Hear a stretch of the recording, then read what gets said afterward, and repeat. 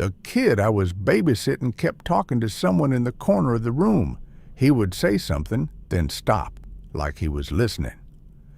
That's what felt wrong, not what he said, but how he waited after. We were sitting on the floor in the living room just after 9 p.m., the TV on low behind us. I remember looking over at the corner a few times without meaning to. There was nothing there, just a lamp and part of the wall where the light didn't reach properly. I asked him who he was talking to. He didn't look at me when he answered. He just said, "He doesn't like when you look at him." Then he stopped again, like he was waiting. I didn't look at the corner after that. He kept talking quietly, like the conversation was still going, just not with me. A few minutes passed like that. Then he went quiet, not suddenly, just stopped mid-sentence. I started picking up the toys, trying to ignore the way the room felt different. That's when I heard something from the hallway, a soft sound, like something shifting against the floor. I froze for a second, listening. It didn't repeat right away. I told myself it was nothing. Old house, pipes, something settling. The kid didn't react. He was still staring at the same corner. I stood up slowly and took a few steps toward the hallway. The floor creaked under me. The kid turned his head slightly, but not toward me, toward the hallway. That made me stop. I stayed there for a second, listening again.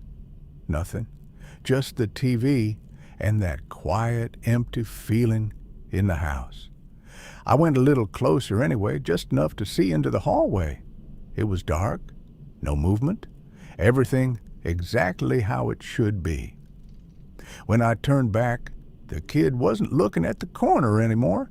He was still looking past me toward the hallway. I asked him quietly, "Did you hear that?" He nodded, but he didn't look at me. He just kept staring into the hallway.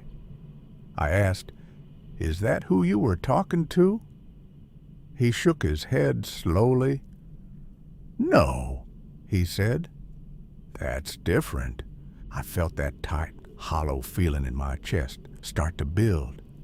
I didn't look back into the hallway. I just listened.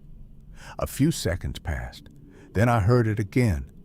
Same sound as before, but closer this time. Not in the hallway, just outside it. I stepped back without thinking. The kid didn't move. He was still watching something I couldn't see. I grabbed my phone from the table, my hand colder than the rest of me, and tried to decide what made less sense, going toward the sound or leaving. I didn't want to check anything. I just wanted to get out. I told him we were going outside for a minute. He stood up immediately, still looking in that direction. We moved toward the front door slowly. Every step felt louder than it should have. I expected to hear something behind us, something following, but I didn't. That somehow made it worse. I opened the door and stepped outside with him, then closed it behind us. I stood there for a few seconds, listening through the door. Nothing, just silence again. I asked him who he had been talking to. He looked back at the house and said, "He said you weren't supposed to hear him."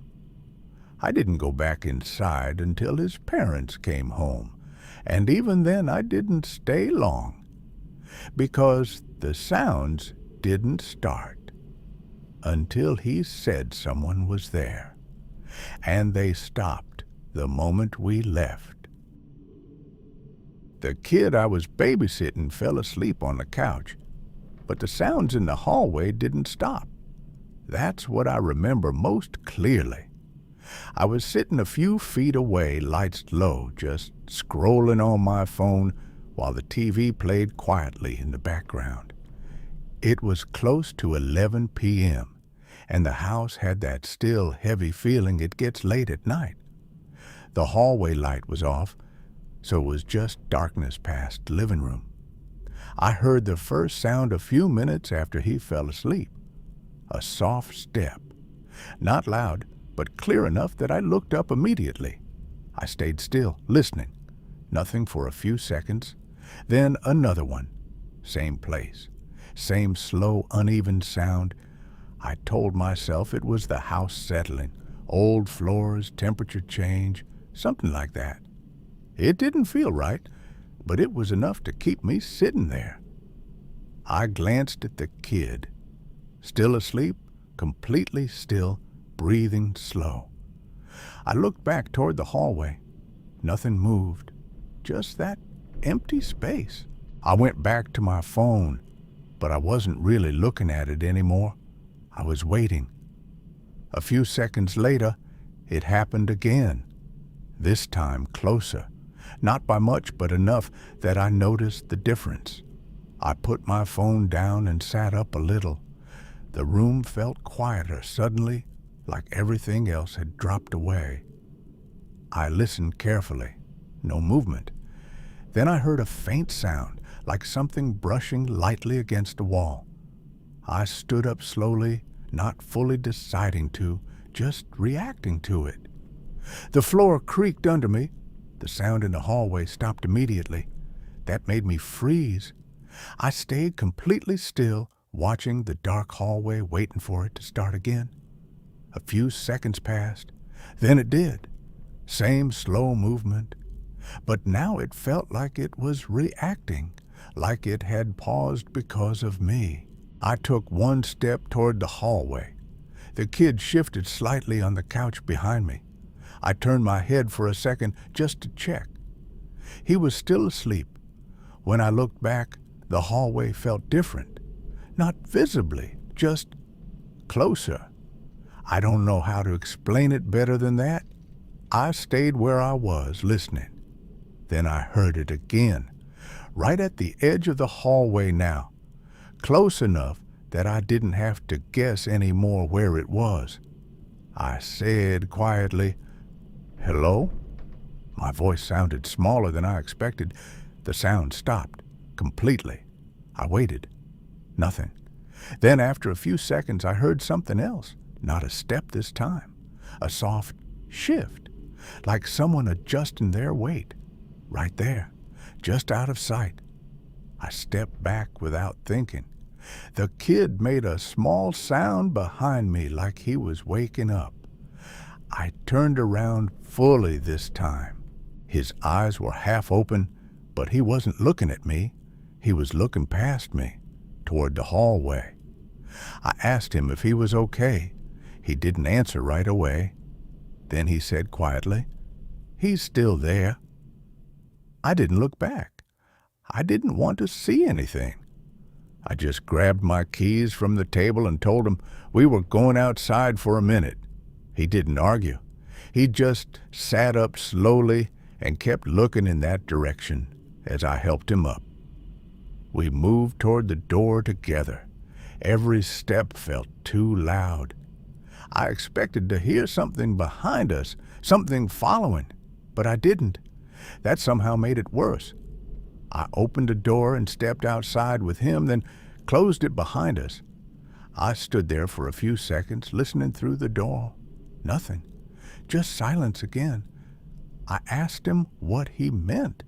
He just said he was waiting for you to come closer.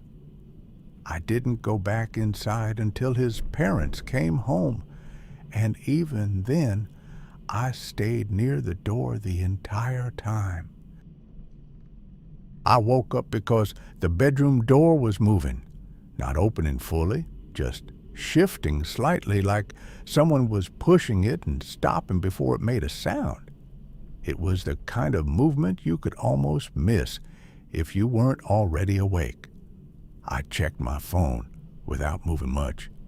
2:17 a.m. The kid I was babysitting was asleep in the room across the hall. I remember that clearly because I had checked on him maybe 10 minutes earlier. Everything had been normal then. The door had been closed, all the lights off, the house completely quiet. I stayed still, watching the door. It moved again, just a slight shift inward, then stopped. I told myself it was air pressure, maybe a window somewhere open. That didn't explain why it stopped like that. I sat up slowly, not taking my eyes off it. The room felt different now, too quiet. I listened for anything else. Nothing. Then the door moved again, this time a little more, enough that I could see a thin line of darkness from the hallway. I swung my legs off the bed and stood up. The floor creaked under me. The door stopped immediately. That made me freeze. I stayed completely still, watching it, waiting for it to move again. A few seconds passed. Then it did. Same slow movement, like it had paused because of me. I felt that tight, hollow feeling in my chest start to build. I took one step closer. The door didn't stop this time. It kept moving, just enough to widen that gap. I said quietly, "Hello?" My voice sounded smaller than I expected. The door stopped again, completely still. I listened. Nothing. Then I heard something from the hallway, a soft shift, like someone adjusting their weight, right outside the door, close enough that I didn't have to guess anymore where it was. I stepped back without thinking. My heart was beating hard enough that I could feel it in my throat. I didn't want to open the door, but I also didn't want to stand there waiting. I turned slightly toward the hallway across from me, toward the kid's room.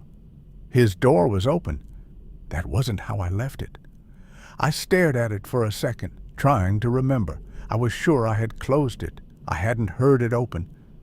Then I heard something else, not from my door, from his room, a quiet voice. I couldn't make out what it was saying, just the sound of it. I felt that same tight feeling in my chest get worse. I didn't want to go out into the hallway, but I couldn't stay where I was. I grabbed my phone from the bed and moved toward his room instead, keeping distance from my own door. As I got closer, the voice stopped. Completely. I stood in the doorway and looked in. He was in bed, lying on his side, facing the wall, completely still. I said his name quietly. He didn't answer. Then he spoke, without turning around. "He told you not to open your door." I felt my stomach drop. I asked him who he meant. He didn't answer right away. Then he said, "He's still there." I didn't go back to my room. I grabbed my keys from the hallway table and told him we were leaving. He got out of bed slowly, still not looking at me, just looking past me into the hallway. We moved toward the front door together. I didn't look back at my bedroom. I didn't want to see if the door was still moving. I opened the front door and stepped outside with him, then closed it behind us. I stood there for a few seconds, listening through the door. Nothing, just silence again. I asked him what he meant. He just said, "He was waiting for you to open it." I didn't go back inside until his parents came home, and I never stayed there overnight again.